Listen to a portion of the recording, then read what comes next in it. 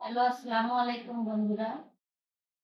কালকে অন্য একটি ভিডিওর মধ্যে আমি তেঁতুলের আচার দেখিয়েছি। তখন আচার দেওয়া হয়নি, পাকা তেঁতুল দেখিয়েছি।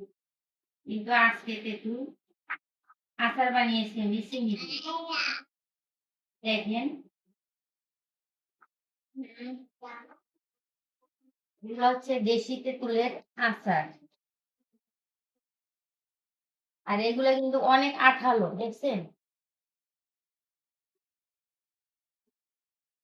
দেখছেন এরকম আঠা চিনির মতো।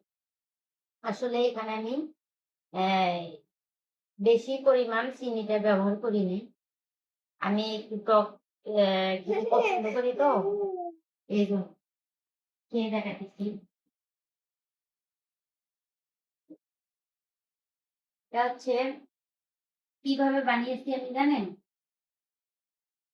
কিছুটা মশলা, ধনিয়ার গুঁড়া, জিরা, গরম মশলা, এগুলা একটু ভেজে আলাদা করে রেখে চিনি, হালকা চিনি শিরার মতো করে ওই শিরার মধ্যে কিন্তু আমি তেঁতুলটা দিয়ে দিছি। তারপরে কি করছি জানেন?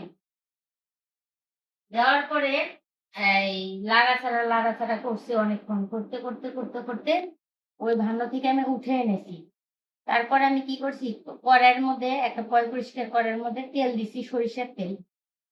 দিয়ে আমি ওই আঠালো আচারগুলো ওই চিনির মধ্যে তেলের মধ্যে দিছি।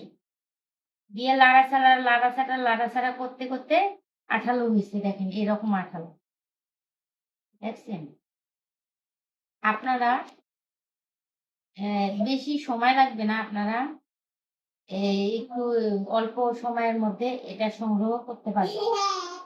আশা করি মা বোন যারা আছে ওনাদের অনেক সময় মাথা ঘুরে, অনেক সময় টক খেতে ইচ্ছা করে, বাহিরের জিনিস অনেকেই খাইতে চায় না। আশা করব ওনারা যেন এগুলা ঘরে রাখিয়ে মানে বানিয়ে রাখতে পারে। এগুলা প্রায় ১ বছর আমি ফ্রিজে সংগ্রহ করে রাখতে পারবো, কোনো সমস্যা হবে না নরমালি। ধন্যবাদ। আহ, আপনাদের কাছে অনুরোধ থাকবে, যদি আমার এই ভিডিওটি ভালো লেগে থাকে তাহলে অবশ্যই সাবস্ক্রাইব করবেন, পাশে থাকবেন। ধন্যবাদ।